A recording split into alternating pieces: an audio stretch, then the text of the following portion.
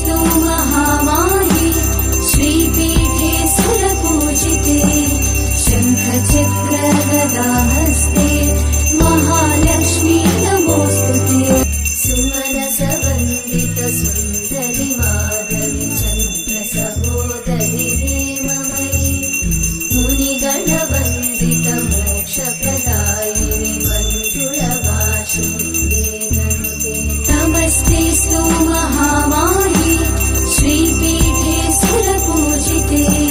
शङ्खचक्रगदाहस्ते Mahalakshmi दृश्यादृश्य विभूतिवाहनकरि